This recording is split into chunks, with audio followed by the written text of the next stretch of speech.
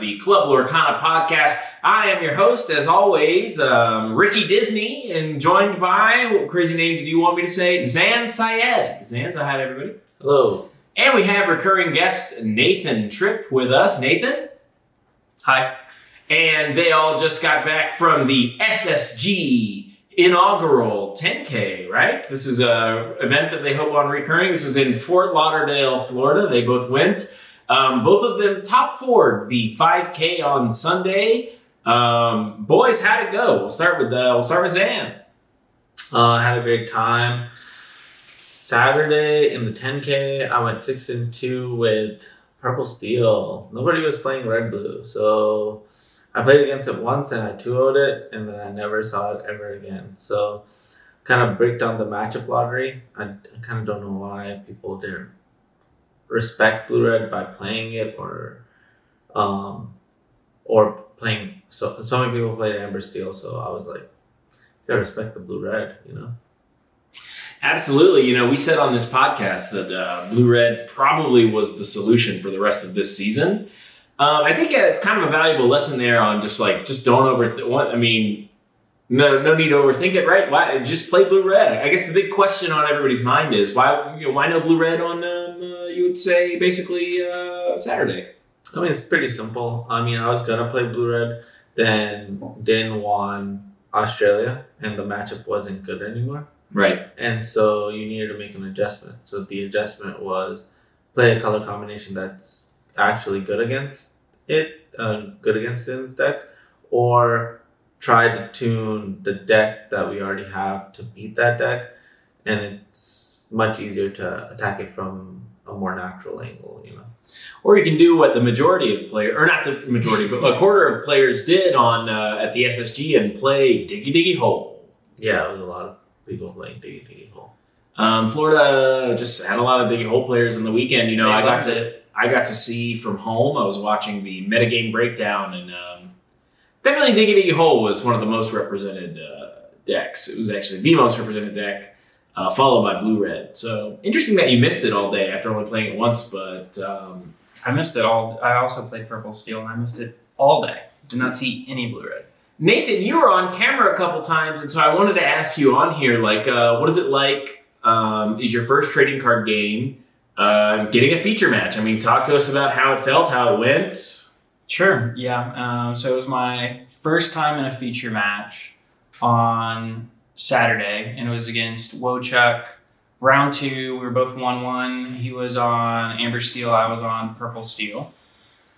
It's a different kind of pressure, which is interesting to get used to. It's kind of like you're thinking about your hands, you're thinking about like people watching you in watching it back and stuff.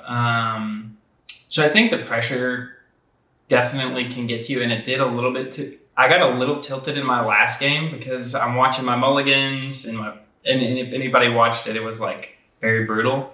But then there was a moment where I had an out and I made the wrong call, and then everybody afterwards like talking to me like, why did you do this over that? And I'm like, just missed it, I guess. Can definitely be rough. I in my early days as a pro Magic player, I made a mistake that cost me a game, and I was super on tilt about it. And I talked to Jim Davis to try to just get righted or whatever, and Jim Davis was like, yeah, a lot of times you don't get to make the choice because your opponent just has the nuts, or you didn't, find the cards you needed, or you missed turns 1 and 2, or you missed ink on 4 or whatever. So a lot of the times you don't get to make a choice. So you should be happy that this time you got to make a choice, and you chose wrong. But that's the moments you're practicing for is when you do get to pick. Yeah. So you should be happy that you found yourself in that spot, and then next time, make the better choice. Yeah, I think that over the weekend it got better. And so I watched out though. That was 1-2, and then I win the next round, then lose the next round. And so after that, the day was pretty much over for Saturday. Great. We got a ton to talk about this episode. We got spoilers coming up. Is there anything else you guys want to talk about with the Florida trip? What's on your mind? Well, I finished 6-2 on day 1, but my tiebreakers were bad because I lost round 1 to Diggy Diggy Hole. Got 17th. So that was a bad beat. So then I had to think about, okay, how am I going to attack this room differently? I chose to just bring my blue-red deck, and then Nathan and I just absolutely dominated Sunday. I mean, I won every single round until I made it to top 4, and I felt like our deck choice was it was a good call, and we adapted to the room, and then I lost in top 4 to a teammate who was playing Din's deck, which was the whole reason why I abandoned the deck. So it was like a full circle moment. And one of the things that I've noticed about Din's deck, because I played against it a lot online, and if you're not Din or one of his like close friends or associates, that deck is dangerous. It is hard to play. It is not an easy pilot, I don't think. Because I've been beating it obviously left and right, because I'll play against somebody who just picked it up, maybe just copied the list, and they're on their first few runs, and it's like I fold that deck. I've been playing a lot of red purple online, and I just completely fold that deck. And there's even moments where I'm like, this could have been hard for me if the cards came in a different order, but this player doesn't know what they're doing, so I just completely folded it. So it makes sense that you lost to Justin Shaft. Big ups to Justin. Up with mini skirts, Justin Shaft. I had to do it to him. Makes sense that he would do really well with the deck, because he's one of the people that like kind of got on this. Because Din talked about the rigorous testing process involved in getting good with his list of red blue, and how you have to be very he said patient was his words. So that was interesting. And then Nathan, you made it also to the top 8, same list, blue red, which is kind of your Q zone. That's what you used to qualify in the LCQs. Yeah. So pivoting. We were debating the day before if everyone else was going to shift to red blue. So do we stay on purple steel? Ultimately, I think it's the same thing. The decision for Saturday, we were overthinking it, and we were almost overthinking it again. But the obvious thing felt like everyone was playing amber steel. Basically, everyone stayed on amber steel. Just play blue red. Obviously, we were both rewarded for that decision. So that was awesome, and I faced up a lot of amber steel, and those matches can sometimes be close, but I'm favored into that. And so I went, I think it was 5-0 or 4-0, and I faced Wojciech again. And he's my one loss. And then he loses, I think, to Zan and then someone else. And so I'm actually in 8th. So I get paired down. So everyone else draws the last round, and I'm, 6-1? Mm-hmm. And then my opponent comes up and he's like, I think I want to go home. So I think I'm going to draw. Yeah. And I'm like, I was like, yeah, if that's what you want to do. I'm trying not to say anything of any type of, weird wording or anything. I'm like, yeah, that'd be great. And the judges are coming over, and he's like, do you want to draw? And then the people around us are talking, and they're like, I don't remember exactly what they said. And then he's like, maybe I want to be the upset player. And so he just completely flips, and he's like, yeah, no, I don't want to draw. No, he was mind gaming the whole time. So then we go play on stream. It was, I think he was on Din's list, or it was a variant. There was a few cards in there that were Scar and a few other ones that I don't think were.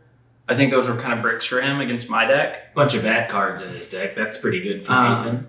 And he didn't see, I saw Hirams, he didn't see Hirams, and those extra cards were fluff in there. And so I 2-0, and so that was my first seed. So I got to be on the play going into top 8. And that worked out nicely, because I was going to be first seed, but then you were forced to play, and then you got to be first seed. Because if you came in at 8th seed, then we would have had to play in the first round. Yeah, I love that we were both, the dream scenario would have been we're both on the opposite sides of the bracket, and then we meet in the finals. And it ended up being perfect, because you're first, I'm second, and Justin's third. That means that we don't have to play each other in the first round. Yeah. And that was key to us getting to make top 4 and splitting. Yeah, and that was a good split. And then who did I face? My arch rival, Wojciech. Yeah. was that your first round in top 8? You were against Wojciech? Yes, I was against Wojciech. So I told him before the match, because he's a super nice guy, and we were kind of talking back and forth both days. But I was like, you're going to be my arch rival, or this is my redemption story? he didn't see a whole new world, or wasn't able to really cast it. So it really was my redemption story. I'm surprised that he wasn't like, hey, you know Jeremy, right? Could you give me his autograph? I love Jeremy. Wojciech loves me. Yeah. So we can move on from SSG. That was the SSG. It was a great weekend. Props to SSG for putting on such a good event. Wish I could have gone. I'll definitely be at the next one. And you can take that to the bank. Now, in other news, on Monday, February 10th, the Lorcana official website dropped the first Set 7 spoilers, revealing multicolor cards. Here's what we know about multicolor cards now that they released the clarification. If a card is multicolor, you can only play it in its colored deck colors. The deck still can't have more than 2 colors, so a blue-red multicolor card can only be played in a blue-red deck, so on and so forth, et cetera, et cetera. So how do we want to do this? We could do our top 10s, we could do breakout standouts, we could do winners and losers. For example, winners and losers, a lot of the color combinations are getting great cards. A lot of the color combinations are getting not so great cards. So blue and yellow, it looks like they're pushing the puppy theme for 101 Dalmatians. It looks like mostly a casual deck at this point. It's going to give your puppies +1/+1. None of the puppies are particularly well costed or requested for very much. So we know that it's not necessarily a recipe for success to play a bunch of understated cards to buff with your other cards, because then you're just playing multiple bad cards in a deck. So blue-yellow you would call probably a loser for this set for the purposes of competitive play. Obviously all the puppy Disney fans at home are having a great time. And that's awesome. You know, go play your Aristocrats deck. There's like a small pet sub-theme in set 7. Let's start with Zan. Zan, what are the big winners in terms of multicolor cards? Of course, Purple Steel. Yeah. Purple Steel is a huge winner so far. Yeah, I'm gonna go with Purple Steel. Nathan, go next. So Purple Steel. Do you want to talk about the Jafar card? Yeah, let's talk about Jafar card. It's not a Jafar card. I thought it was Jafar. No, it's a snake. Flaming Cobra. Yeah. Flaming Cobra is the new Purple Steel card. It is 3 ink, and it is inkable, and it is purple and steel at the same time. It has the vanishing keyword. This is a new keyword that illusions have. Basically, if an illusion character is targeted by an action card, it gets banished at the end of that action. So something to work out for, a little bit of drawback, but in response, it's a 4/4 that quests for 1, and whenever you play it, you can discard a card in your hand to gain 2 lore. Pretty good. This card is a monster on stats. It is huge. So in Magic, we had illusions, and it was targeted by even abilities. So it's actually just better. It's just straight better because you can bounce it with Snake. Right? And is it only opponent's abilities or spells, or can you target it and would it banish with your own stuff? You can't target it with your own. You cannot target it with your own abilities. Okay. Do you think that the illusions, if they're all really good, are going to start to cause other people to play cards like the 1 mana +1/+0 and draw a card type cantrip? You know, things that you can play for really cheap that maybe target units, maybe like if there's like exhaust the units Such type a things. tempo loss. I mean, I wouldn't just do it like right off the bat. Basically, my thought process would be, okay, Purple Steel won the first major tournament. People are playing it. Okay, they have 2 cards that are illusions. That's 8 copies. Yeah, maybe I might slot in 1 or 2 spells actions that just cantrip. You know, just draw you a card. All right, and then, so is that how we want to do it? You want us to go through all the color combinations? So we're on Purple Steel. We also know that they are printing a Jafar in Purple Steel that allows you to, whenever your illusions become the target of an action, instead of banishing them, you return them to your hand. Mm-hmm. And a card that's attractive to you that you think might see play, what would the illusions have to do to justify it? What are its stats? It's a 2/4, which the 2/4 is kind of sad, and it costs 4. 2 4 for 4. So it comes on for 1 the next turn. Can you Question for one, explain I the think. text again on the Jafar? The Jafar is a 4 mana 2/4 quest for 1. Whenever one of your illusions becomes the target of a spell by an action, instead of banishing it, you return it to your hand. I was thinking like if it said like whenever one of the illusions is banished, return it to your hand. So if you like be prepared type of situation. You get all your illusions back. Yeah, but no. The way it's worded is very particular for illusions, and so it would need to be a situation where you're about to win the game and your opponent's like, oh, I have to target this card, with an action, which is a scenario that's not going to happen. Right. Yeah, I think that he's when I first saw him, I was like, well, he dies to Brawl, he dies to Ice Block Sisu, so if his stats were a little bit better, maybe, but it really just depends on how many more good illusions we get.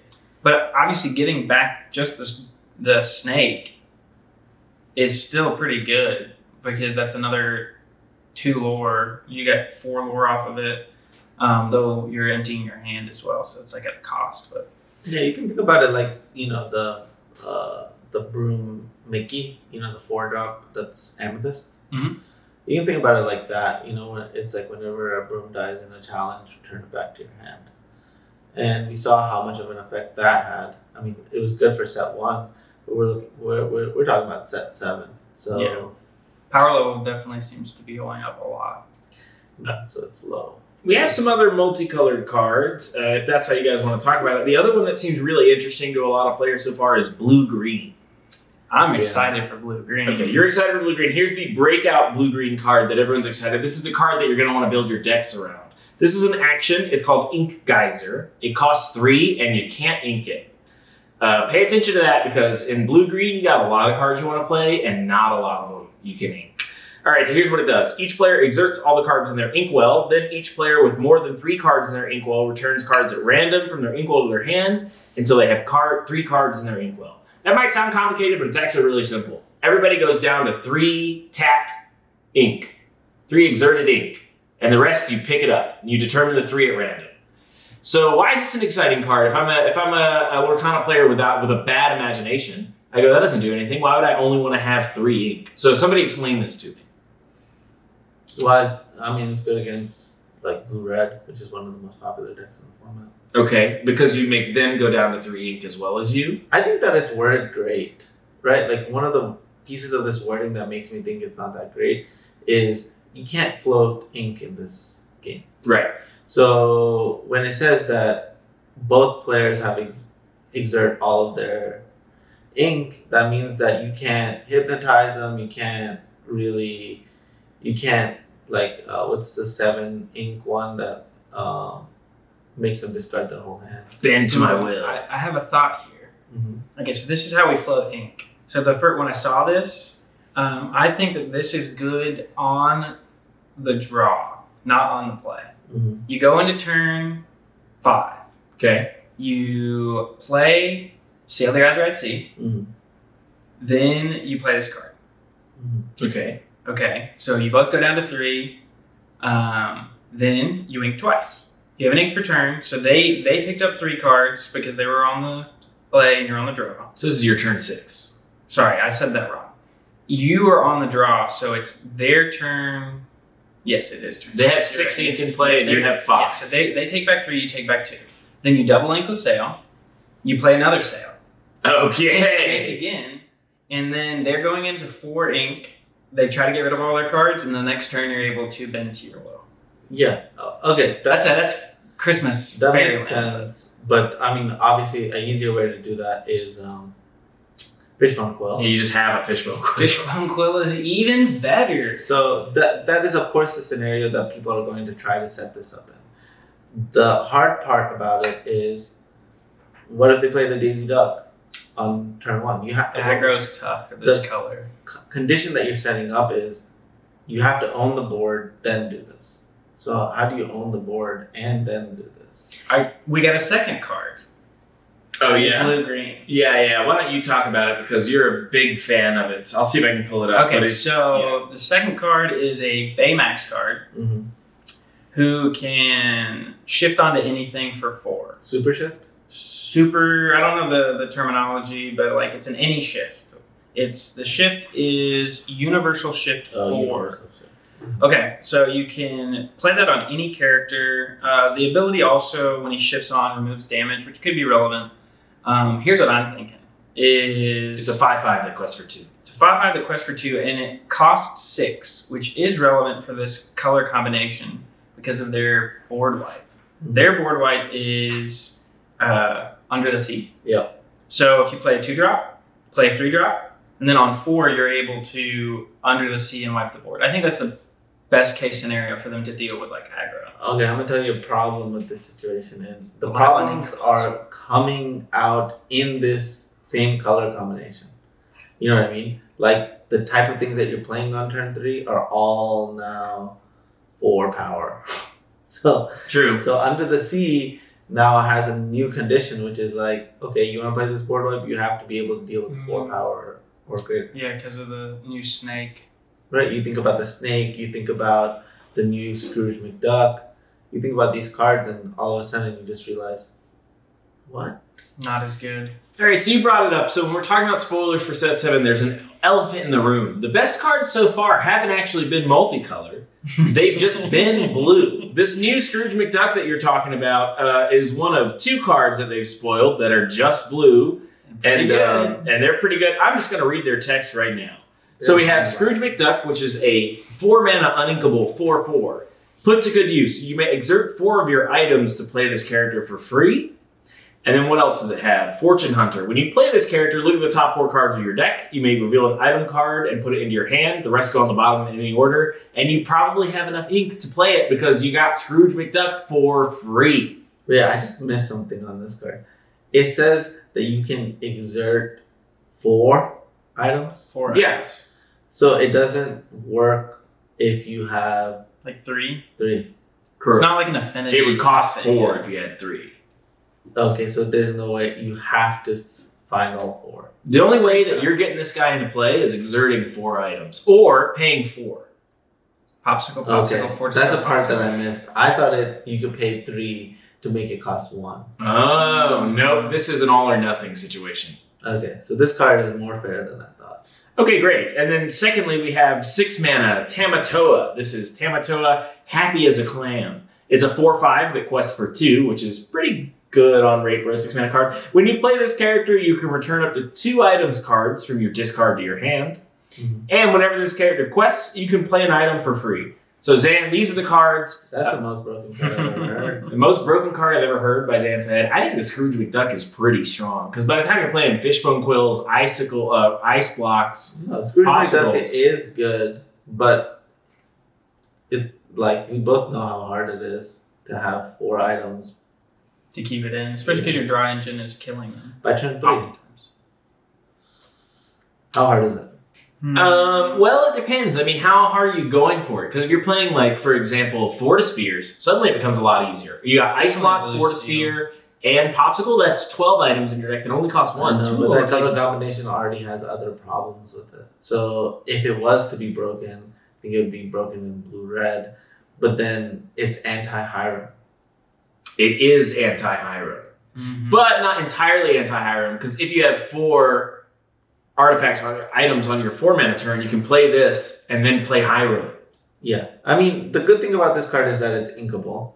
Number 2 is that it replaces itself when it enters, when it ETBs. You know? Especially in a deck that has it, because a deck that has it probably has a higher item count than the average. Yeah, They're so super items. I like it, but I just realized that it's not as good as this Tamatoa. It's also a 4-mana 4/4. I mean, it's on rate. It's like big. Yeah, I mean, it's fine.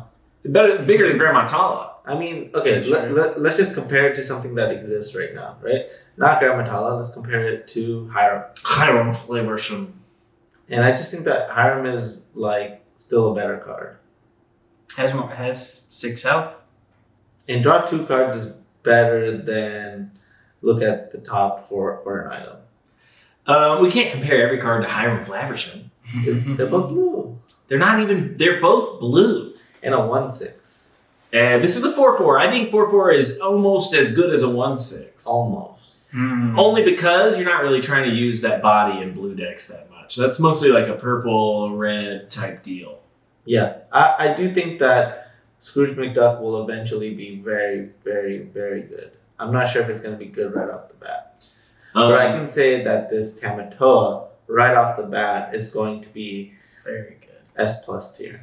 Really? You have to pay 6 for it? It only does anything if you have items in your graveyard? I'm like maybe bullish or bearish on this card. But 2 items is better than none. And then we also knew that with Hiram existing and with like Tamatoa already, like oftentimes I'm like thinking like, oh my god, the only way I can bring back this item is with a Tamatoa, and that costs a little bit too much. But now if I just play this baby Tamatoa, then it makes more situations possible, like getting rid of what do you call Vitalospheres, right? Like you can, like it makes cards that say like sacrifice this item for this niche effect much more playable. So we can consider other cards as well. Like, isn't there an item where you can sacrifice it to give a character an additional lore? Oh, you're talking about as a medallion? Well, there's the original set 1 item that you can tap it to give a character an additional lore.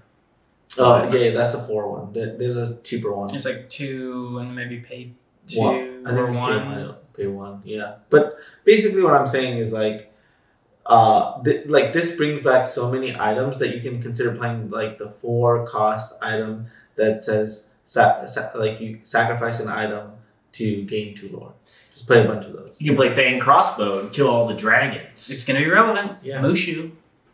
New Mushu, and so I guess we should start. I guess to stay on the Tamatoa for one more second, do you think that this starts to push out 8-mana Tamatoa? Because not having to play an 8-drop in your... You can justify playing less copies. You can justify playing fewer copies. And people are already playing fewer copies. Like moving away from that is not required. Another item that could be relevant in this before we move to Mushu is...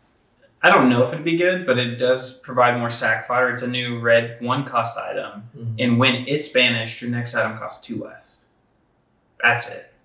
Interesting. I saw that. Yeah. It's a way to cycle items. So if you're playing, like, if you're trying to go into that, like, play a ton of items, potentially getting your Scrooges free and stuff. It's great to play that in the wake of trying to get a Scrooge McDuck into play and other things of that nature. Having a bunch of items in your graveyard also makes the other blue-red card, the Bell, pretty good. Bell is a shift 7 9-drop blue-red, but a shift costs 1 less for every item in your graveyard. Oh, I forgot about her, yeah. And then whenever she quests, you gain a lore for every item that I think you have in your graveyard. And she's a 7/7 that quests for 3. So she's like huge. She could be pretty cheap if you're like just trying to dump everything in the trash can. Just worth thinking about. But anyway, we're going to move on to another big winner, which is Mushu. This is in Red Steel. And Red Steel has some bangers, folks. This is a 5-mana 4/4 quest for 1, and it has this text on it. Whenever one of your characters challenged, it gains resist 2 during that challenge. And during your turn, whenever one of your characters banishes another character in a challenge, gain 2 lore. This is going with the Red Steel theme of you challenge their guys and you win.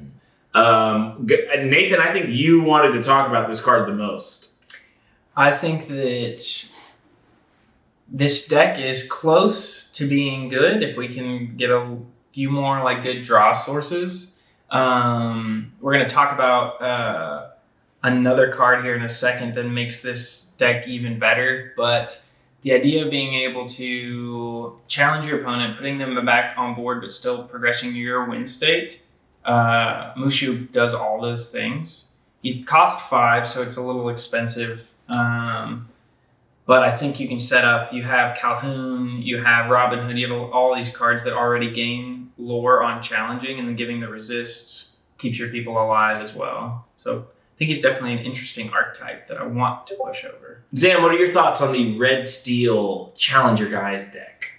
I mean, it's gonna be great in limited, but in constructed, I just think that it's like, so like let's just think about it for a second. Resist and challenging characters, that's gonna be really relevant against, let's say, Ember Steel. But then when you Nathan, as a blue-red player, how much would you care about being challenged? I think, yeah, that's an interesting thought. Is blue-red going to move to having more characters in this next set? You're talking about the small Tamatoa, Hiram, Scrooge. So if they shift to using more characters, it becomes more relevant versus just like board wiping Sisu, we're operating on one character right now most of the time. That's why Edict effects have been so good. Well, blue-red has already gotten so many slots, right? So it's only going to be replacing bodies that already exist. So like, let's say we put in Scrooge. That would be replacing Ramatala. It wouldn't be replacing, the deck wouldn't all of a sudden become this super bodied deck. That's true. So basically, like, you as a blue-red player, if some characters got resist, how would you feel? You don't care. Because you're not challenging them other than, like, you have your Maui, but it's on their turn, not your turn, so it doesn't help them. Exactly. So, like, the thing that we got to be thinking is, like, okay, let's say in a world where steel was coming up on top, right? We're thinking, like, purple steel, yellow steel. All these steel decks are coming on top. We can see where Mulan would fit in. Maybe it becomes the hierarchy of the steel decks. But we can also clearly see so far that blue is still being pushed. For sure. And with blue rising to the top, and which makes blue-red the default best deck already, getting more tools, we just have to look at it and be like, it's more likely that we're not going to be entering this universe of steel battles, and so which makes Mulan even less likely. But I love the flavor of Mulan. Mulan's my favorite Disney character. Just it's still not time. So the first card we talked about was Mushu, which is the one that gains lore, but I pulled up Mulan on here. So I'll go ahead and read Mulan because this is interesting because now in your red steel Challenger Guys deck, you have double trouble shift option for Mulan. They printed a new shift Mulan. It is 7 ink. It has shift 5. It has evasive. It's a 5/6, so I'm coming for you, Maui Shark. It says, whenever this character challenges another character, your other characters gain the ability to challenge ready characters this turn. So this is like your end of the game. I'm actually going to shift my Mulan, kill your guy, and now all my guys can kill all your guys, even if they're ready. Notable with Mushu lives Maui Shark. If it has resist 2, then it would survive killing a Maui Shark. Assuming it didn't have damage on it, which is not a good assumption because the shift target sometimes comes in with damage on it. The predictable next turn is just be prepared. Yes. And so when that exists in the format, we gotta just be like, okay, anything that needs to challenge in order to happen, it better cost 2 or less, and that's where we look at Calhoun, And the super goof is another part of that, but basically that's on Rush. What do we think about the circular format of blue-green specifically is going to try to cannibalize on red-purple and red-blue, right? I don't think that's cannibalization. What is it? What do you mean? They're just going to capitalize on those decks, so I don't think it's going to eat itself on them. That makes okay. Not cannibal, but capitalize on those, because it's generally good into those matchups, but it struggles into steel, right? Yeah. It struggles into more of the aggro.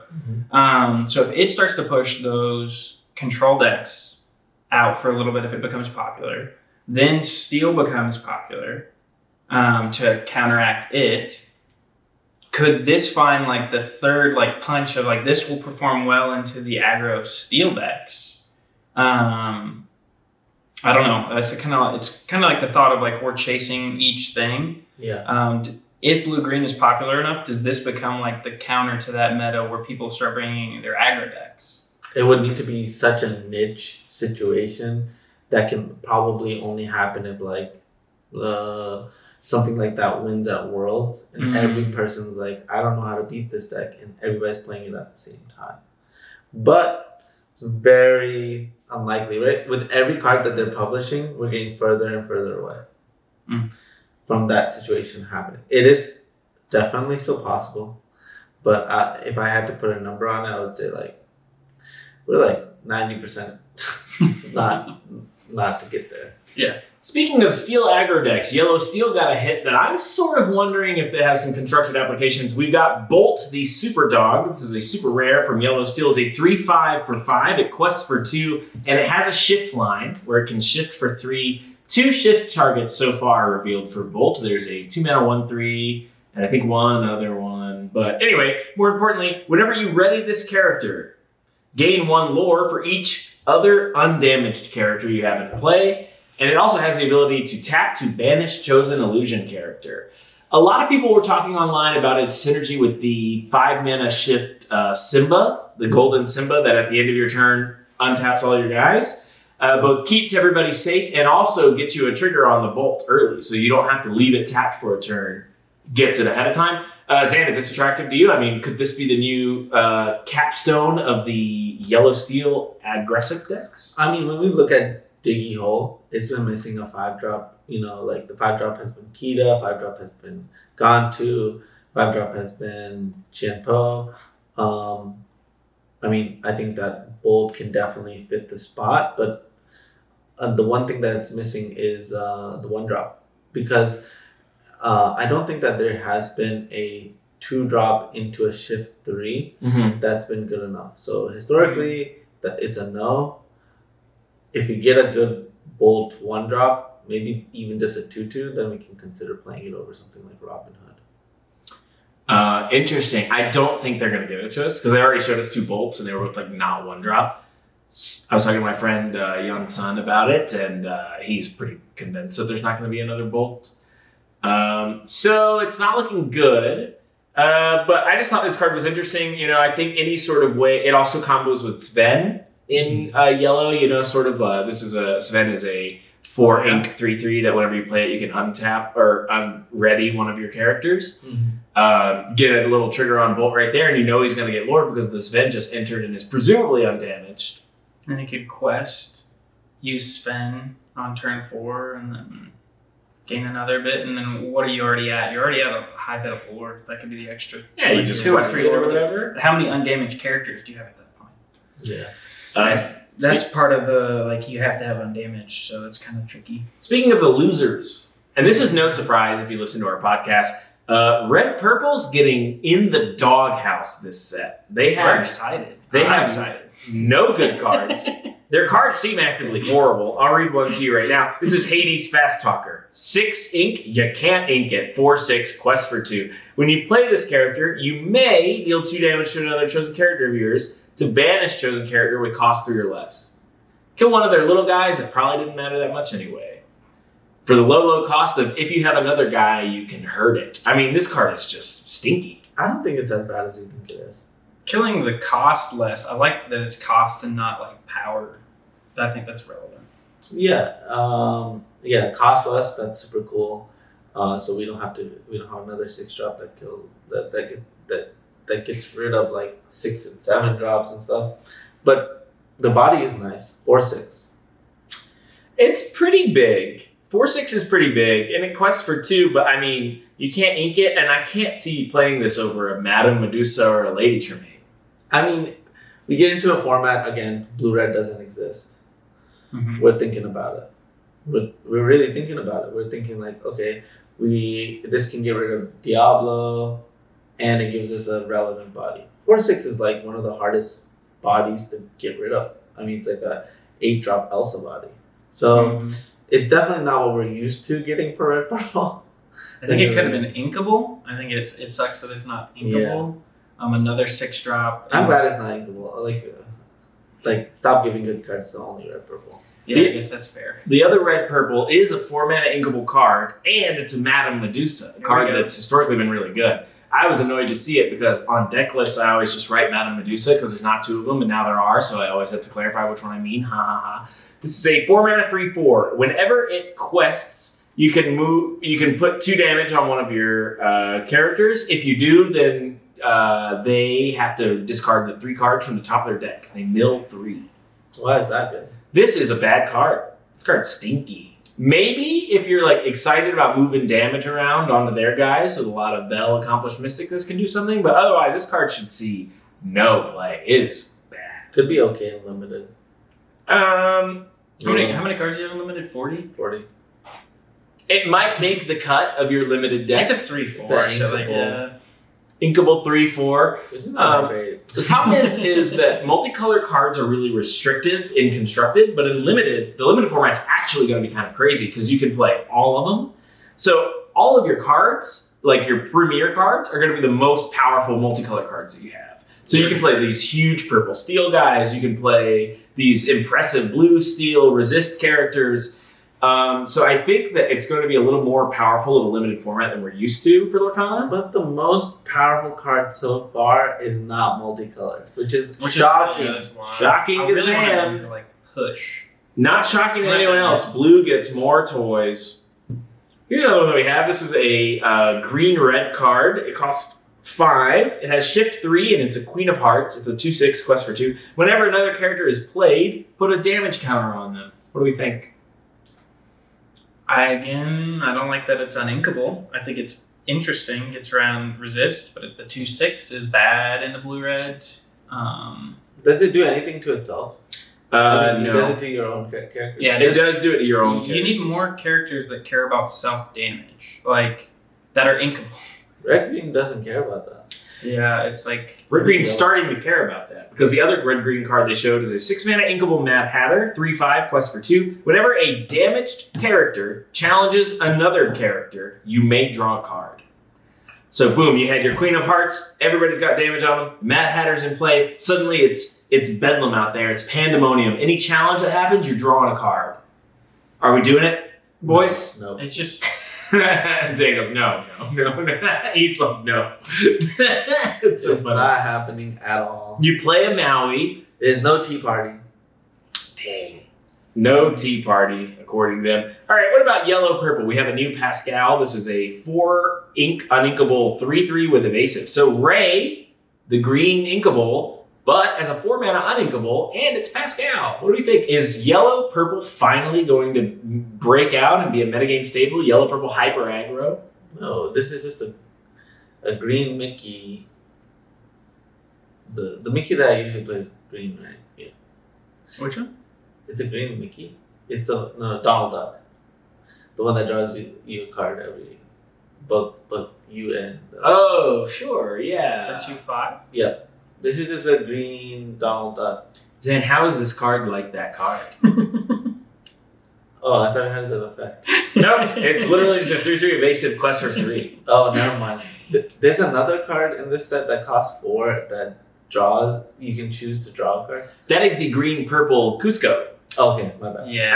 I'll pull that one up. I guess. What do you think about this Pascal? Really quick, I guess. No, terrible. Terrible. This card sucks. All right, I'll read that Cusco to everybody since Sam brought it up. This is 4 mana. I was just thinking it was the Cusco. 4 ink. You can't ink it. I wasn't going to talk about this card because I think it's pretty uninteresting. It has bad stats. It's a 2/2 evasive for 4. Can't ink it. Quest for 2 at least. At the start of your turn, choose 1. Each player draws a card, or each player chooses and discards a card. Yeah, terrible. Okay, well, you brought it up. I didn't want the viewers at home to be like, what card is he talking about? He's talking about this new With Cusco. these stats, they should have given it to us as a 3-drop in green steel. Ooh, nice. Ooh, yeah. Green steel is another color combination that I think they wanted to fall flat on its face because the green steel cards so far have been all pirate synergy. I kind of like the pirates. The notable one is the 3/3 for 3 that you can't ink, Mr. Smee. When you play an action that isn't a song, you may ready chosen pirate character. That one's good. cute, but not playable. And then there's a Pete. I think there was like some The like Pete a is close. combo Closer. synergy. Yeah. Pete is close until you realize what they gave the other colors. Yeah. You're like, yeah, we already played Pete. We already want to shift it. It gives resist to pirates, which works with your Smee that you already play in your deck. Mm-hmm. And then all of a sudden you're like, bam, these other cards got better. These other colors got better stuff.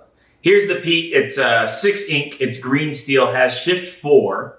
It is inkable. It's a 5/5 quest for 2. While this character is exerted, opposing characters can't exert to sing songs, and your pirate characters gain resist +1. So it works with me. It does work with the Smee. Green steel. They're kind of doing like a pirate theme. You could Stop it. Stop the pirate theme. And I just want to say on this podcast, I called it about red yellow. I knew exactly what they were going to do with red yellow. I was like, it's going to be a tribal theme. It's going to be like all your princesses get +1/+1. And you were like, I don't believe in that at all. That's not what I want. I want to make Mufasa better. not princesses. It's Racists. Racers. What? The state of NASCAR in the United States of America. What's the difference? Am I right? Okay, so we got a lot of really exciting racer cards in red and yellow. The number one that they showed us was this rare. It's a 6 mana 5/5 Shift Calhoun. So what's interesting is you can't put it on the good Calhoun that costs 2 because that one's in steel. And there's no other Calhoun right now, right? I think that's correct. Whenever this character challenges another character, you may return a racer card from your discard to your hand. So the art's good on this card. Okay, great. I think that it's a card that I can't evaluate because we don't have the shift target. Like if the shift target is great, you're like, oh, it's not bad. Maybe it could be good, but it's like no. It's not good. Just the art's good. The art, I would give it a 9.7. There is also a set 7 King Candy that I'm about to pull up, and it also has to do with racers. I wish he was. I just keep saying this. I wish he was inkable. I can't even find it. You guys remember? You remember whenever a racer other than him, I think, is banished, you get to banish chosen character. Oh, it makes like all your racers into Prince Erics. Mm-hmm. Yeah, but again, like this is like a puzzle that you need to solve once, and then you're like, oh, I get it. Just kill the King Candy. And then he dies, and then then his effect doesn't work. So he's a brutal stat line too. He's a 2/2 for 4. Oh my god. Whenever one of your other racer characters is banished, each opponent chooses and banishes one of their own characters. So yeah, it's actually, I think, worse, right, than Prince Eric, because with Prince Eric, you get to pick. Or they choose? They choose. Brawl Central, this card is terrible. This is not the yellow-red card we were looking for. No, I called it on what they were going to do with yellow-red, which is they're going to push a tribe. And I was totally right. They're making your racers do stuff. You were on princesses, but in fact, it was just racer. And me being on princesses was me trying to help you. Yeah, princesses would have been a lot better, just for the record. All right. Then you go back to the drawing board and erase the racers. I already did racer wordplay. You can't do racer. I think there will be eventually a racer deck with the locations, but they're not. Yeah, I'm just gonna play Be Prepared. I'm just gonna be prepared. Oh, you get to choose what character of mine gets banished. They all get banished. And they're dead. There's also my Sisu kill everything. Yeah, it's like not fair. There's a new Amber card that people are excited about. This is Spaghetti Dinner. This is a 2 ink item that you cannot ink. You can pay 1, exert it, and if you have 2 or more characters in play, gain a lore. Zan, this looks a lot like a Sleepy's Flute. Talk to me about it. It's much harder to. It's hard to keep characters on. Yeah. People were saying this would be easier than play a song, especially in a deck like Diggy Hole. But you know what card you have to compare it to? You have to compare it to Spellbook because it costs 1, right? It does cost 1 to use every time, much like a spellbook, and that 1 is a pain in your butt. You might not think that it's going to be, but trust me, after a couple of turns of playing off curve, you hate it. So it's like, okay, 1 less ink to play it, but the same cost to activate it as spellbook, but a very hard condition. You have to have 2. Yeah, that's not guaranteed every turn. We have a new Merlin that was just spoiled about an hour before we recorded this podcast. This is a 1 mana or 1 ink 01. I'm going to read it to you. I have it pulled up. Whenever this character quests, name a card. Then reveal the top card of your deck. If it's the named card, put it into your inkwell face down and exert it. Otherwise, put it on top of your deck. Best card or best card? This is a Merlin too, so it shifts into the big Merlin that lets you go through your deck if you want. Blurple. Oh, this is a blurple card. I didn't say it's. It is purple and blue. You can only play this in purple. I want to say this is a 10 out of 10 for like art, for like what blurple represents. When did you become an art critic? And how is it 10 out of 10 for art? It's like Merlin looking at a train. What's the train do? What does that have to do with anything? Merlin never even saw a train. It's foreshadowing the train that's going to run over your opponent. Wow! Choo choo! That's nothing. You guys are riffing over nothing. All aboard! What are you guys talking about? Yeah, I'm all about the choo choo. The pain train. You guys just play this card to talk about trains for the rest of the game? No, let's talk about it for real though. Alright. Merlin, you play it. What's the best case scenario? What are you going to do on turn 2 to make sure that happens? You could play an Ursula's Cauldron.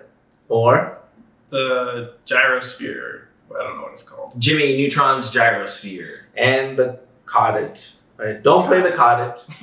Jonathan Lamb's favorite card, Merlin's Cottage. Please don't play the cottage. Just went up in stock.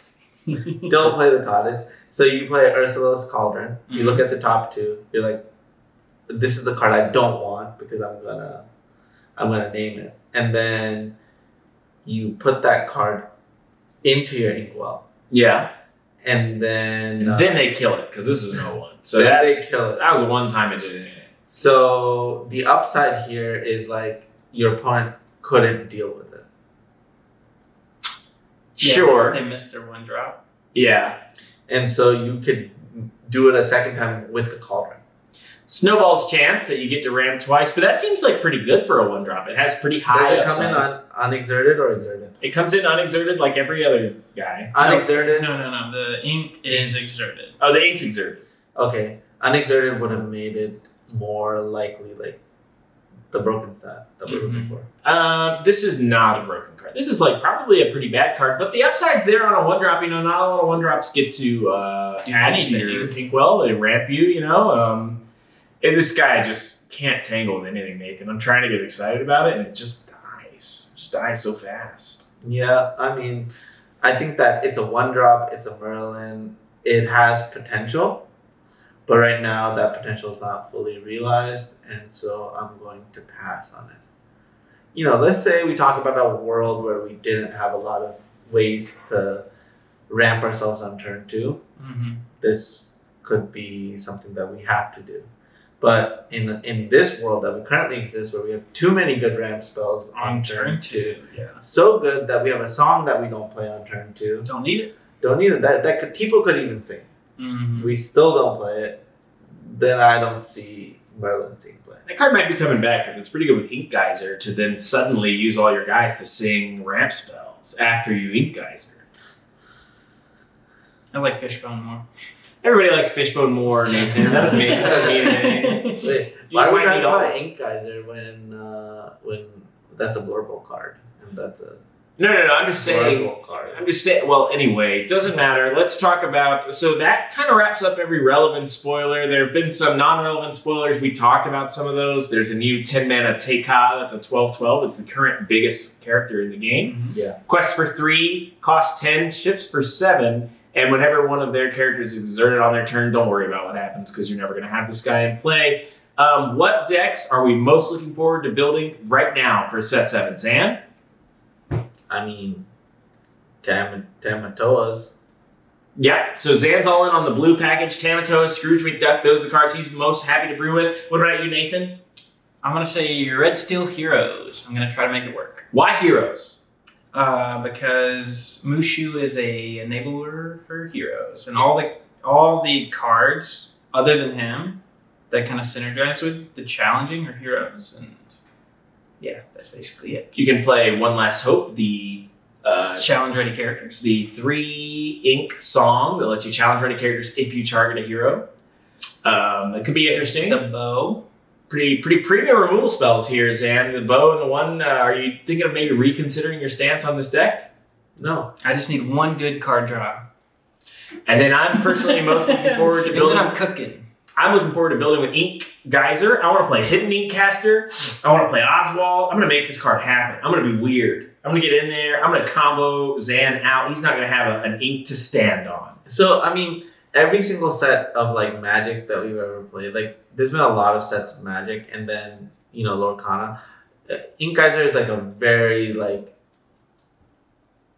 there's always an Ink Geyser card. Yeah, a card that's cool. But what's impressive about Lorcana is this is like the first one. This is like the kind of stuff I always wanted them to do in Lorcana. It was like print some cool cards. Yeah, this is a very Magic-esque card. The truth behind this type of effect is 99.9% of the time, it does not work. It works every time. And the one time it does work, it like needs to be more, it has to just be slightly more busted. And when it does work, it wins that tournament.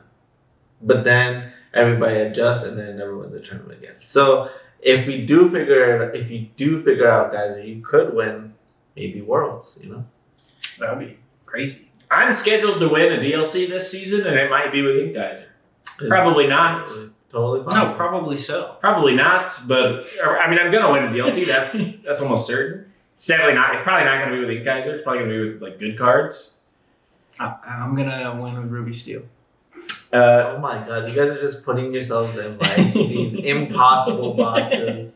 Ink Geyser and Red Steel. Like, oh my god, like this is Red Steel, the new broken. That's what Set 7 was all about, though. We said when they print multicolor cards, what are they doing? They have to take the existing archetypes, bring those down, which they didn't do because they printed two amazing. I feel like we're gonna sit back here in 2 months and be like, so how did Red Steel go? And You're like, I'm playing blue-red. And you'll be like, how is green blue? I'll be like, I'm playing blue-red. Turns out when you can tap 4 to make a 4/4 that looks at the top 4 of your cards and puts a popsicle in your hand. That's just the best thing that you can do. And you're like solves that deck's like body problem because now you have a body that can tangle with anybody. Tamatoa didn't need this piece of text where it says, if it quests, play it for free. You gotta play items for free, okay? You know what my problem with items are? They cost too much, alright? Tamatoa slamming them in the It didn't even put a restriction on it. Like, it can be a dime, it can be a popsicle. What? They might print a Tin Man item. Yeah, that so you that's could just play. free forever. That's like a design constraint they have now. It's like any item can be free.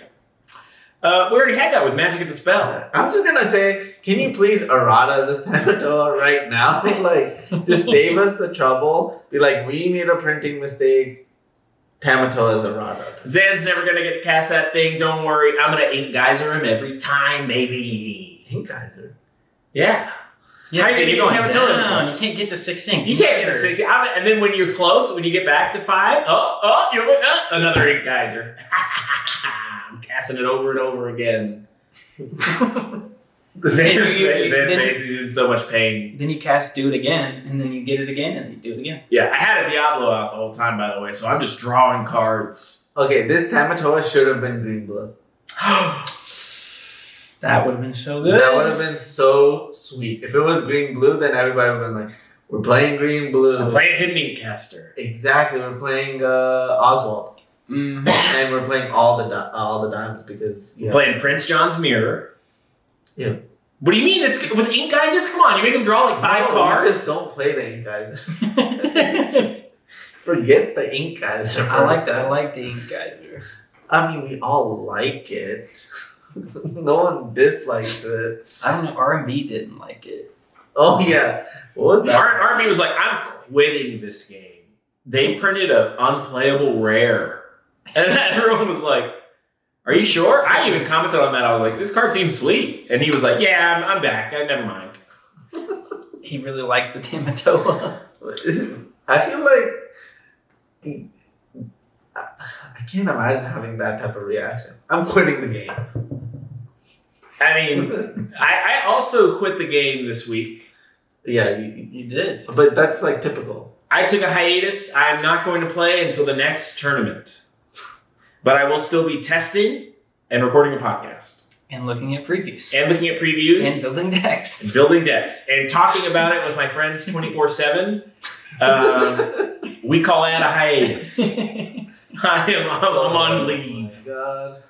All right, so that ends our podcast. We had a great time talking about the spoilers. We'll be back next week with even more Set 7 spoilers, even more funny nicknames, thrills, chills, all the fast-paced, web-slinging, wall-crawling action. Signing off, I'm Spider-Man. And thanks again, Nathan, for joining us on the podcast. Where can they find you online? Nathan Tripp on Twitter, and that's it. We'll put a link in. And then Zed, where can they find you? I'm not Spider-Man, and thanks for being here.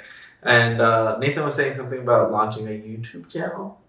Oh, yeah. So Ryan and I are gonna do like a little breakdown of our last weekend. We had feature matches and stuff, and so we're gonna be posting a YouTube video shortly, probably within the next week or so. So As soon as I get that link from them, I'll put it in the description. And thank you, as always, to our sponsor, Joshua Paltry, who provided this amazing playmat that nobody's ever going to get to see. I just got one in the mail today, but I haven't been at my house, actually. So I'm going to post the one that I got online. That actually reminds me, we're going to do a giveaway. We're going to do a giveaway. We have an extra, one of these amazing Joshua Paltry playmats. We're going to be giving it away. Stay tuned. Not this one. He sent us another one. He sent us another one that we're going to give away. It's new. You don't have to use this one. This one, honestly, it's reflected all of my negativity. It smells like a bad attitude. So post your favorite color combination in the comment below, and we'll basically randomly pick. We're doing the giveaway right now. I think I'm gonna announce it in the next podcast as well. Okay. And then what I'll do is I'll use a random generator to pick between the comments of this one and the next one. All you have to do to win a Joshua Paltry playmat is comment your favorite 2-color combination that you're excited about for set 7, and comment it again for double the opportunities on the next video, and we will randomly give you a Joshua Paltry playmat. These are the best playmats I've ever seen. I think that's not close. This one based off of Brother Bear. Joshua Paltry, he's an outdoorsman. We've been talking a lot on Facebook Messenger. He's a big fan of my fishing blog. All right, so we'll see you guys later. Peace.